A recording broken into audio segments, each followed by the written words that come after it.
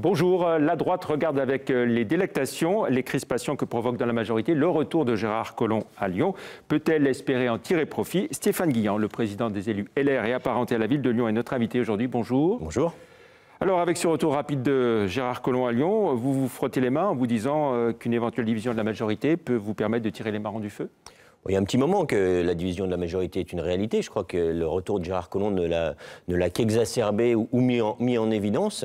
On se frotte les mains, oui, parce que c'est vrai qu'il y a une division réelle. Maintenant, je pense que pour l'image de notre ville, pour l'image de la politique dans notre ville, tant à Lyon qu'au niveau national, le sketch qu'on a vécu depuis une dizaine de jours ou une quinzaine de jours est juste catastrophique et pas à la hauteur de quelqu'un qui se prétendait être homme d'État. Que Gérard Collomb préfère l'hôtel de ville de Lyon à Beauvau et donne la priorité à Lyon sur Paris. Ça passe plutôt bien entre Rhône et Saône en règle générale? Ça passe plutôt bien, j'en suis pas sûr. Le dernier sondage sorti la semaine dernière démontre quand même que 50%, un peu plus de 50% des Lyonnais souhaitent qu'il passe la main. Ça veut donc dire que le retour n'est pas si positif que ça. Et surtout, dans ce sondage qu'ont sorti certains de vos confrères, dans ce sondage, il y a 50% des Lyonnais qui ont voté Gérard Collomb en 2014, qui souhaitent qu'il ne se représente pas. Donc je ne prends pas ça comme un accueil à bras ouverts, mais plutôt comme un désaveu. Alors le seul problème, c'est qu'à droite, on a du mal à avoir la personnalité qui pourrait émerger. Ou alors c'est le trop-plein. Stéphane Guillan, qui est devant moi, Pascal Blache, Étienne Blanc. Écoutez, il vaut mieux avoir trop de candidats que pas assez. Maintenant, la campagne est encore longue. J'ai dit la semaine dernière que le retour de Collomb lançait cette campagne. Effectivement, je pense qu'aujourd'hui, la campagne est lancée, 18 mois avant l'échéance, qui est très long. On aura le temps de se mettre en ordre de bataille. Il faut le faire. Je l'avais appelé de mes voeux dès le printemps. Il est maintenant temps de se mettre en ordre de bataille et je suis confiant sur la capacité que nous aurons à partir unis pour un combat qui s'avère intéressant. Est-ce qu'il y aura une primaire cette fois-ci pour vous départager? Je ne pense pas qu'il y aura une primaire. On a été un petit peu vaccinés de cet exercice, pourtant démocratique et intéressant, et qui s'était fort bien passé à Lyon en 2014. Qui décidera alors écoutez, le président du parti? Le président du parti LR décidera avec la Commission nationale d'investiture du candidat lyonnais. Derrière, il faudra que ce candidat soit capable de rassembler au-delà du pur camp LR et d'aller chercher la droite, le centre, pour espérer pouvoir gagner quelques arrondissements. Je rappelle que l'élection à Lyon n'est pas une élection, mais 9 élections. On voit beaucoup Étienne Blanc, le premier vice-président de la région à Lyon depuis quelques mois, à l'occasion de tas de manifestations. Un élu depuis plus de 25 ans dans l'Ain, notamment à Divonne-les-Bains, est-il légitime pour mener le combat à Lyon?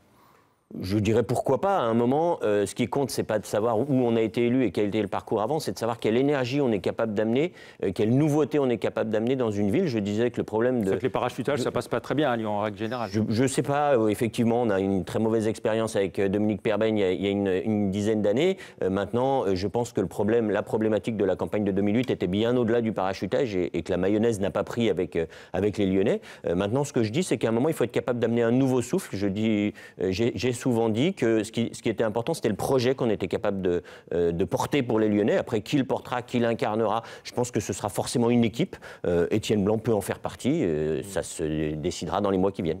Vous, Lyonnais cœur souche, j'ai envie de dire, ça ne vous dérange pas que ça puisse être incarné par quelqu'un qui, même s'il est né dans la région lyonnaise, vous savez, à un moment, Étienne Blanc, toute sa carrière en dehors de Lyon, quoi. Je connais bien, puisque moi je ne suis pas né à Lyon et que je suis originaire du Bugey. Oui, mais élu à Lyon depuis toujours. Tout à fait. Étienne Blanc, que je connais bien, est quelqu'un depuis 2 ans ou 3 ans qui est premier vice-président de la région Rhône-Alpes, Auvergne, qui est quand même chargé de toute l'administration et des finances. C'est quelqu'un qui a la carrure d'une grosse administration telle que peut être la ville de Lyon. Après, la décision lui appartient. Ce n'est pas moi qui la prendrai pour lui.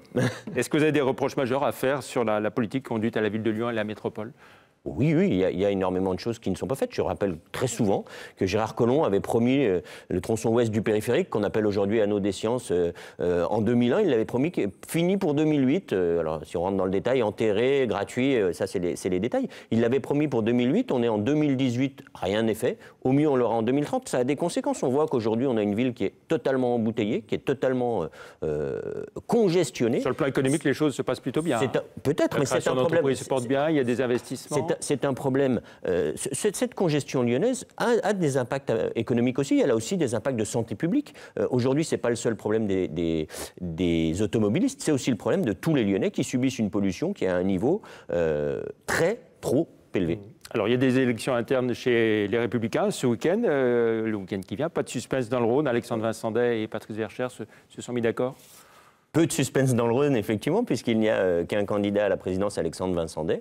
Je pense que ce qui est intéressant, c'est qu'on a aussi une nouvelle génération qui arrive aux manettes, qui investit, qui a été élu pour Alexandre Vincendet en 2014, maire de Rieux-la-Pape, commune qu'on disait improbable.